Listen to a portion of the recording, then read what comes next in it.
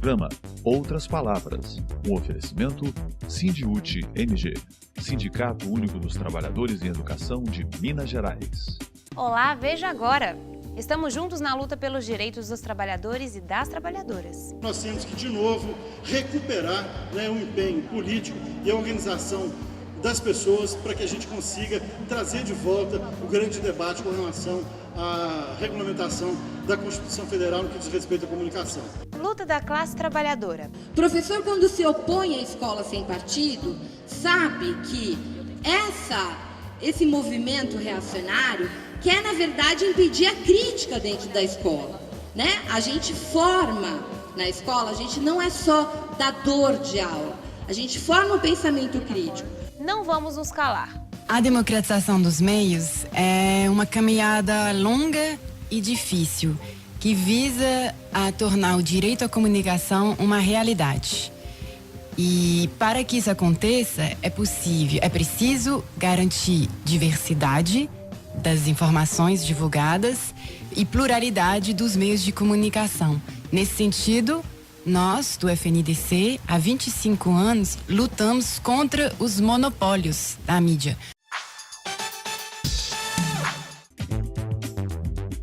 Atualidade. Estamos juntos na luta pelos direitos dos trabalhadores e das trabalhadoras. Comunicação e política. O que isso tem a ver? O jornalista João Paulo Cunha, do jornal Brasil de Fato, fez essa abordagem durante o congresso do Sindiúti e explicou por que elas são tão interligadas. A ideia de que a comunicação é fundamental na democracia precisa ser pensada por nós hoje a partir de uma ligação que passa a ser uma ligação necessária e indivisível entre política e comunicação. Durante muito tempo se pensava que o reino da política é o reino dos fins, onde a gente vai trabalhar com os elementos que são fundamentais para o aprimoramento da sociedade. E a comunicação seria um instrumento, entre outros, para poder se fazer valer essas determinações políticas. O que cada vez mais se percebe nos dois campos, que é impossível se pensar um sem o outro. É impossível fazer política sem usar a comunicação e é impossível se pensar a comunicação sem que ela esteja atravessada pela dimensão política do ato de comunicar em si. Então a gente vê que essa ligação entre comunicação e política faz com que esse debate seja de fato um debate de toda a sociedade e que de uma certa maneira reescreve a nossa maneira de pensar a própria democracia. Até pela teoria democrática, a ideia é que a democracia é sempre algo voltado para a distribuição de renda, para a distribuição de poder. A ideia é que a democracia, do ponto de vista institucional, seria uma tentativa de uma articulação, de uma armação política que desse conta, cada vez mais, de ampliar tanto a distribuição de renda quanto a distribuição de poder. Nesse contínuo entre esses dois objetos, entre essas duas materialidades, a democracia seria conseguida no campo próprio da política. O que a comunicação vem nos mostrar, e com isso a nossa democracia se torna cada vez mais complexa, é que além de distribuir renda e poder, é preciso distribuir voz pública. É impossível se fazer uma democracia sem que, de fato, as vozes sociais tenham espaço para se manifestar. É impossível se fazer democracia sem que o espaço da elocução do discurso, o espaço das visões de mundo, o espaço das diferentes formas de compreender a realidade sejam colocados para todas as pessoas. Mas é curioso a gente ver que essa ideia da entrada da comunicação no campo da política e no campo da democracia vai ficando mais clara à medida que o horizonte se fecha ainda mais. João Paulo Cunha também criticou o projeto de destruição do Estado Social e contextualizou como os meios de comunicação atuam neste jogo político. Disse que, de maneira rude, a mídia tira das pessoas a sua capacidade de sonhar e de ter consciência crítica para ler e interferir sobre o mundo. Esse golpe é fundamentado em dois pilares básicos. Um pilar seria o da macropolítica da destruição do Estado. Um dos elementos fundamentais da nossa análise de conjuntura é que existe no campo macropolítico das decisões políticas, sociais e econômicas um projeto muito claro de destruição do Estado social. Esse lado, essa vertente do golpe precisa ser amparado no campo simbólico, no campo do discurso, no campo da comunicação, por um discurso que faça sentido para as pessoas. Então, ao lado da macropolítica da destruição do Estado, existe uma micropolítica de criação de um tipo de subjetividade que é uma subjetividade rude, cruel, violenta, que é importante para que esse golpe vá adiante. É importante dividir a sociedade, é importante que as pessoas tenham essa visão do outro como inimigo, é importante que o jogo político não se dê no campo da divergência, mas se dê no campo da guerra, no campo da confrontação. E quem está criando, né, esse grupo, quem está criando essa micropolítica da criação de uma subjetividade cruel, violenta e rude, são os meios de comunicação. Né? Eles fazem isso principalmente anulando aquilo que é mais próprio do ser humano, que é o desejo. Né? Tira das pessoas a capacidade de sonhar, a capacidade de desejar, de querer aquilo que é diferente. E completando essa nossa análise de conjuntura, ao lado da macropolítica, que destrói o Estado e com isso tira direitos, da micropolítica, que tenta a todo custo criar uma subjetividade rude e retira o desejo, nós temos meios de comunicação que são encampados por esse tipo de lógica e tiram do ser humano aquilo também que é fundamental para a sua existência em sociedade, que é a sua capacidade crítica de ler o mundo e interferir sobre esse mundo. Também falou do Marco Civil da Internet e da regulamentação da empresa mineira de comunicação. Quando a gente tenta julgar comunicação e política, não é um cenário otimista. O fim do governo Lula deixava claro que essa batalha da comunicação precisava ser levada adiante. A gente pode dizer que a gente teve pelo menos um avanço significativo, que foi o Marco Civil da Internet. Né? Agora, o Marco Civil da Internet foi transformado em realidade no Brasil durante o governo Dilma, muito mais em função da crise do Snowden lá, da espionagem, do que propriamente de um acúmulo de forças no campo da comunicação. Naquele momento, aquilo afrontava tanto o Estado brasileiro, que ela teve força, então, para aprovar o Marco Civil da Internet. Então, eu gostaria de terminar só dizendo alguns aspectos que eu acho que são elementos fundamentais para se prestar atenção para quem se preocupa com a questão da democracia no Brasil. A primeira delas é que nós temos que, de novo, recuperar, né, o empenho político e a organização das pessoas para que a gente consiga trazer de volta o grande debate com relação à regulamentação da Constituição Federal no que diz respeito à comunicação. O segundo aspecto é a valorização da comunicação popular e alternativa. Isso não foi feito durante os governos populares, né? Mesmo no primeiro momento, onde houve uma pequena partição dessa verba publicitária a partir de indicadores que eram considerados técnicos, isso não chegou a ser justo em nenhum momento. Um outro aspecto importante é com relação à internet. Vocês falam muito bem que é um campo onde a gente tem que lutar, tem que aprender a lutar melhor nesse campo. Mas existe um dado preocupante que a gente tem que estar atento, que é a questão da garantia da preservação dos dados pessoais. A gente vê um avanço muito grande dessas mídias ligadas à internet, principalmente as grandes, né, o duopólio aí, Google e Facebook, que hoje controlam uma infinidade de dados pessoais que utilizam hoje para fins comerciais, mas que podem também utilizar para fins políticos, feito a gente viu acontecer na eleição americana. Um outro aspecto, né, que diz muito respeito à nossa questão mineira de Minas Gerais, é a regulamentação também e a consolidação da empresa mineira de comunicação. Né? Nós estamos, né, sob a égide de um governo popular, criou a empresa mineira de comunicação e essa empresa ainda não teve o seu conselho criado. Nem a discussão de quem vai ser esse conselho, se vai seguir o mesmo modelo do Conselho Nacional que foi desmobilizado, se existem outras propostas vindas da sociedade. A empresa foi criada, né? Existe a empresa mineira de comunicação, que junta a TV Minas e Rádio Confidência, mas as duas empresas continuam agindo, né, de forma independente e você não tem ainda um controle social verdadeiro, né, participativo da sociedade. Temos que, né, lutar para consolidar isso, temos pouco tempo para isso e essa é uma tarefa fundamental. Luta da classe trabalhadora. Um latifúndio maior que o da terra. No Brasil, não há o equilíbrio da informação entre TV pública, privada e estatal. E aqui o que se pode ver é que o latifúndio da mídia é bem maior que o latifúndio agrário. 11 famílias dominam esse segmento, alertou a ativista social, historiadora Conceição Oliveira, do blog Maria Fro, durante o Congresso Estadual do Sindiúti, em Belo Horizonte. Esse é um país onde a gente tem um monopólio, onde 11 famílias dizem pra gente o que deve ser a realidade, como ela deve ser, quando, onde e assim por diante. A gente vai discutir um pouco nesse campo e ver que tipo de estratégias a gente pode fazer para furar um pouco com esse bloqueio. Nós não temos respeitado o que a Constituição diz em relação à comunicação pública, por exemplo, ao espectro que a gente tem da radiodifusão. Então, nós deveríamos ter um equilíbrio entre a TV pública, privada e estatal. E o que a gente tem no Brasil? A gente tem um grande latifúndio.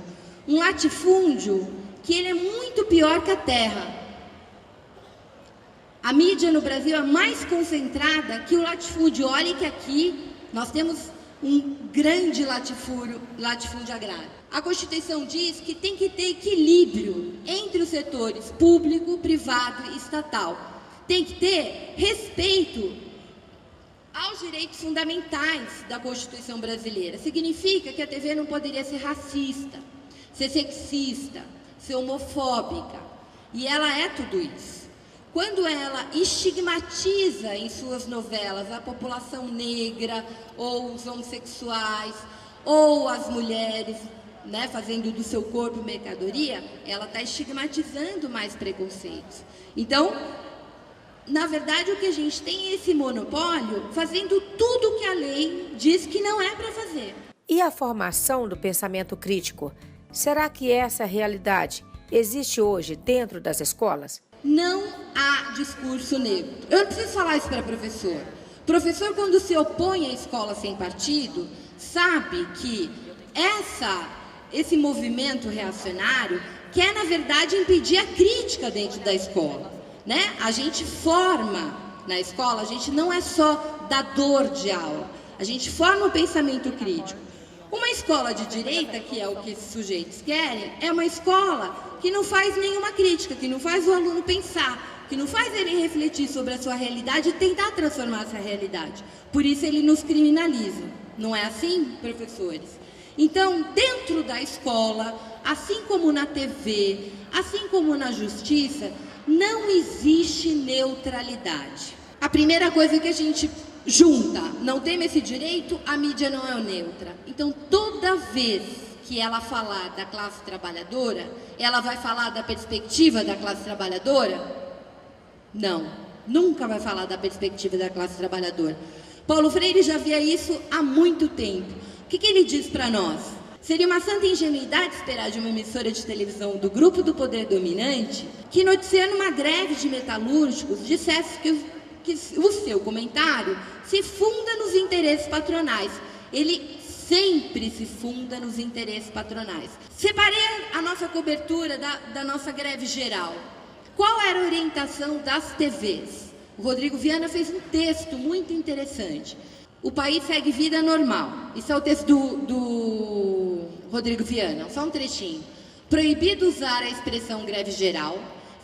Eles passaram, pessoal, não estamos inventando isso. Todas as redações, ao cobrir a greve do 28 de abril do ano passado, não poderiam usar o termo greve geral. Então, proibiu o termo, era obrigado a mostrar imagens de pequenos grupos de manifestantes nas ruas vazias, para dar ideia de manifestação de poucos, como se greve fosse manifestação de massa. Valorizar cenas de confronto, brigas, acrescidas da informação de que a greve foi organizada pelos sindicatos. A ideia é surfar nessa onda conservadora, criminalizadora, que acha que sindicato é lugar de vagabundo. Mas esse monopólio que afeta rádio e TV, será que chega também à internet? Quando a gente vai falar de acesso à internet, o que a gente tem? A gente tem 4 empresas que monopolizam esse acesso.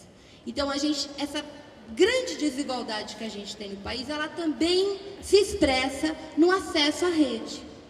E o acesso à rede, gente, hoje é a inclusão cidadã do sujeito. Né? A gente faz absolutamente tudo pela internet hoje. Sem acesso à internet, sem acesso à rede de telefonia celular, ou porque é muito caro, população na parcela mais pobre desse país, que, enfim, no IBGE, D e E, não tem, 40% não tem condições de pagar o preço. né? Aqueles celulares que a gente brinca que é pai de santo, só recebe ligação, não tem acesso à rede. Mesmo assim, até em grandes centros, você tem lugares que não têm infraestrutura. A cada minuto, são disponibilizadas 72 horas de vídeo no YouTube.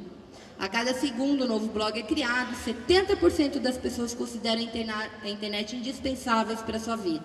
Então, duas coisas importantes aqui para a nossa luta e para a nossa briga de narrativa. Quem acessa a internet no Brasil, uma boa parte dela acessa via móvel. Com esse negocinho aqui. E aí, nós precisamos pensar que a nossa comunicação tem que passar por aqui.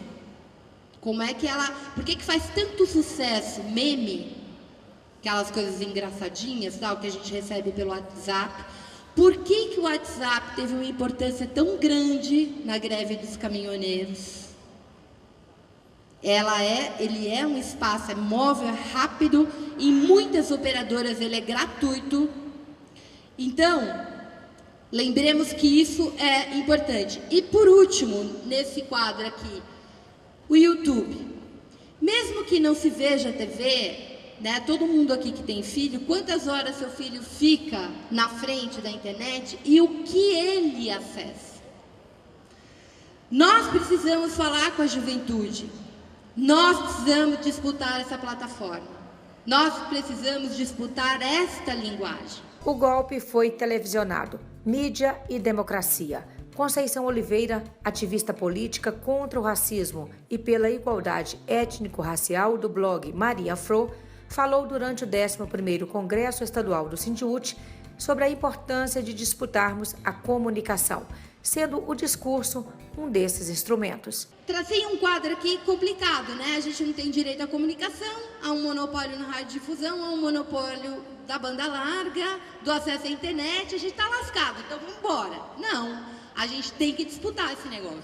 Além de lutar para a gente ampliar um acesso à internet de qualidade, né, que seja universal, de banda larga, que chegue em todos os lugares da cidade, a gente precisa disputar o discurso nessas plataformas. Toda essa mídia que, desde quando o Lula apareceu no cenário político e quando ele virou presidente, tenta criminalizá-lo, nunca o aceitou, porque o grande problema aí com Lula é que, para além dele ser nordestino, ele é um ex-metalúrgico, né? Ele tem uma raiz na classe trabalhadora. Essa elite empolada, né, com uma vontade de ter nascido em Nova York, não aguenta a cara do povo brasileiro. Ela tem vergonha do povo brasileiro. Aí o Lula, esse sujeito incrível aqui, o que ele fez com essa mídia? Falou assim, vocês vão me engolir, inclusive quando vierem me pegar aqui, né? Ele controlou absolutamente toda a narrativa da sua prisão ilegal. O Lula refez, com essa belíssima foto do Chico Proner, um menino de 18 anos fez essa foto, que foi parar em absolutamente toda a imprensa internacional. Isso aqui foi capa do Facebook, do Le Monde, capa do Facebook do Le Monde. Uma coisa que nós não podemos perder na nossa comunicação é o afeto. Nós não podemos perder a humanização. Como é que a gente humaniza a nossa luta? Como é que a gente comunica e conquista esses corações? Não vamos nos calar. A democratização dos meios de comunicação e a onda das fake news, notícias falsas, foram assuntos discutidos no programa Roda de Conversa, que recebeu Florence Poznansky, da ONG Internet Sem Fronteiras e do FNDC, Fórum Mineiro pela Democratização da Comunicação, Paulo Henrique Santos Fonseca, diretor do Sindiúti, e Joana Tavares, editora do jornal Brasil de Fato. A gente sabia que fake news era um problema já tinha um tempo, né? Não foi uma novidade que veio agora com essa denúncia corretíssima e muito bem apurada da Folha de São Paulo, mas já é um problema que a gente está chamando atenção, mas é uma sinuca de bico para nós esse problema, porque, por um lado, a gente sabe que os grandes meios de comunicação, que são empresas enormes, elas vão ter suas próprias agências de checagem para falar o que é fake e o que não é. Então elas virariam um arbítrio, né, assim, a dona da verdade. E isso para nós, da imprensa popular alternativa, é um risco também. Um risco para a sociedade como um todo, né? Não é só para a imprensa popular. Quem vai falar o que é notícia verdadeira, gente? Deixar essa pergunta aqui para nós, né? É realmente um tema muito complexo. São vários crimes aí, são notícias falsas, um financiamento privado que hoje é proibido, né? A gente avançou nesse sentido de proibir o financiamento das empresas, mas eles burlam, né? Através dos fake news, né? E essa impossibilidade, né? De contra-argumentar, né? Então, são vários crimes que estão sendo cometidos e as pessoas têm que entender, né, de que lados elas estão, né? Do lado dos empresários, desse grupo de empresários que quer retirar o direito dos trabalhadores, né? Ou do lado de quem defende os direitos, que é a favor da manutenção e da ampliação dos direitos dos trabalhadores. Esse processo de fake news, ele é muito baseado no envolvimento da emoção, e a pessoa, na hora de ler, já vai, compartilha e contribui a dar mais verdade, né? Quando a gente vê as fake news, claro que é o problema do conteúdo, mas é a maneira com a qual as pessoas acabam acreditando nesse conteúdo. Então, para isso é importante fazer um grande trabalho de educação, a mídia, de letramento. Mas eu diria uma outra coisa que aí eu acho mais grave ainda nesse sentido, né? Sim, fake news, a gente fala sempre o termo em inglês, mas é o conteúdo de notícias falsas, né? É um tema que é justamente usar um termo, uma informação que não seja clara, né? Você acabou de dizer agora, tá? Você vai, confira lá, você recebeu uma informação falsa ou inverídica ou parcial, então vai lá conferir. Qual que é o grande problema agora com o WhatsApp? Vocês devem ver, muitas pessoas hoje no Brasil acessam a internet pelo celular. É isso que cria a perversidade e que faz que essa fake news, ela isso tem também tanta é importância. Né? Então, a discussão do acesso à internet, que junto com a democratização da comunicação, é um assunto essencial justamente para isso, para que as pessoas tenham as ferramentas para poder procurar informação. Vamos levantar as antenas do desconfiômetro, como se diz aí, interior afora, não é, Joana? É muito antiga essa prática de fofoca, boato, mentira. Sim. Às vezes, até o nome news, né? Que news é notícia em inglês, né? E fake é falso. Parece que tem algum fundo de verdade, porque notícia é uma palavra importante para nós. Notícia pressupõe apuração, perguntar, checar, né? Sim, uma coisa simples de ver se aquilo corresponde à realidade. Notícia pressupõe isso. Então, uma notícia falsa pressupõe que tem alguma coisa baseada em verdade. E muita coisa que está rolando no WhatsApp que a gente recebe, nós todos recebemos, é mentira, é boato dos mais toscos, às vezes tosco mesmo, e com essa agravante que a Flor trouxe, que isso é muito sério. Agora, essa indústria milenar do boato tem como parceiro uma tecnologia fenomenal. Imagina, todo mundo tem um celular, às vezes com uma internet fraquinha, mas tem um celular e não vai ter dificuldade de pesquisar. Então, acredita na primeira coisa que vê.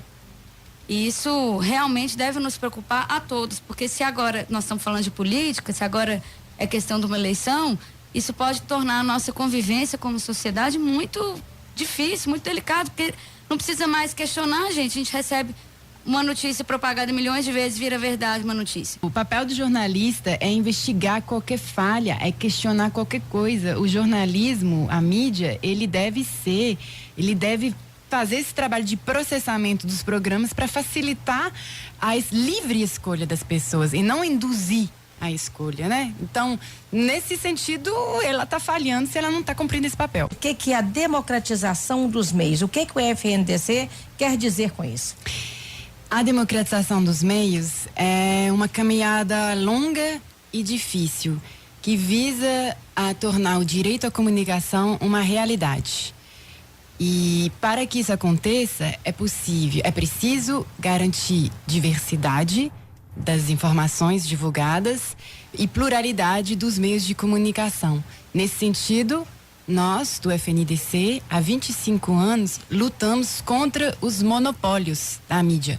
Ou seja, nós consideramos que para que a mídia seja de fato democrática, é preciso que terminasse a situação atual, que que é que poucos grupos detêm o poder de fala no Brasil. É difícil fazer isso, né? Essa diversidade e ter essa pluralidade, não é mesmo, Joana? Sim, Vera. O Brasil, de fato, tem uma caminhada já de 15 anos. Nesse ano de 2018, a gente completa esses 15 anos, 5 anos aqui em Minas Gerais. E sempre foi uma construção difícil, na marra, mas possível, de mostrar que dá para os trabalhadores terem uma ferramenta de comunicação diferente, né? E a gente presenciou no Rio de Janeiro, na cidade de Macaé, fiscais do TRE invadiram a sede do Sindicato dos Petroleiros. Lá a gente fala invasão porque estava fechado, era um sábado, então eles forçaram a entrada, até que teve que chegar um diretor do sindicato para abrir. Imagina isso, Paulo, tentar entrar no sindicato num sábado. Remonta tempos terríveis, né? Assustador, né? E o motivo foi uma denúncia de que havia um material, que no caso era uma edição do Brasil de Fato, que seria, eu vou até ler o termo correto aqui, mas é como se fosse uma propaganda irregular. Matérias pejorativas contra o candidato Jair Bolsonaro. Esse foi o termo da ação do TRE para justificar o recolhimento dos jornais. Foi uma edição que a capa era "Você escolhe o futuro do Brasil", e tinha a foto dos dois candidatos. Era um jornal de 8 páginas com detalhes dos programas dos dois. A gente distribuiu em vários lugares aqui em Belo Horizonte também, talvez até algum ouvinte já tenha tido acesso, mas era um jornal explicando as propostas e, claro, as diferenças entre as propostas, né? Assim como toda a imprensa comercial tem uma linha editorial, o Brasil de Fato também tem, e a gente deixou ela muito clara e muito explícita desde o início das eleições, mas era um jornal informativo, com apuração, e foi recolhido. A gente considera isso extremamente arbitrário, essa decisão do TRE, com fiscais num sábado, então é uma medida também ameaçadora, né? Além do Brasil de Fato, foi recolhido o jornal do sindicato, então é uma perseguição também à imprensa sindical, e estamos denunciando isso para dizer que censura nunca mais, não vamos aceitar, né? Nesse contexto, há um fenômeno que é muito perigoso, e eu diria mais perigoso ainda do que as violações que os meios de comunicações alternativos estão sofrendo, é a banalização dessa situação. As pessoas, de maneira geral, tendem a banalizar esse fato ou a considerar que haveria a possibilidade que isso seja certo, que se seria certo que o Brasil de Fato possa ser apreendido, que seria certo que uma rádio comunitária seja fechada. E todas essas manifestações de denúncia, como a Joana bem falou, como de fato a campanha Calar Jamais foi lançada pelo FNDC há menos de 2 anos, tem procurado, é justamente continuar a denunciar que isso não é normal. Não é normal que comunicadores ou pessoas que buscam expressar seu direito, procuram expressar sua opinião, procuram discordar com alguma forma, sejam intimidados. Estamos vivendo um Brasil da democracia, um Brasil real, um Brasil sério mesmo? Há mais de 6 meses, o TSE, na perspectiva da eleição, criou um conselho consultivo para combater as fake news. Desde que o processo eleitoral começou a se multiplicar, esse conselho simplesmente não se posicionou. Não se posicionou no primeiro turno, e só agora, com a revelação de um meio de comunicação de imprensa que nesse momento fez de fato seu trabalho de investigação para revelar um processo que era já denunciado há muito tempo, que houve um posicionamento por parte do TSE nesse sentido. Vemos, né, como é que há 2 medidas. Joana acabou de falar que um jornal, um meio de comunicação alternativa sofreu apreensão de milhares de seus exemplares, sendo que um processo criminoso desse, que é não só o Caixa 2, como está sendo discutido, mas a utilização, o disparar, então a utilização de dados pessoais de cidadão indevidamente para poder disparar conteúdo que é tanto quanto criminoso quanto Caixa 2, não encontram solução. Fiquem agora com o nosso quadro de humor. Obrigado pela audiência e voltaremos no próximo sábado. Até lá!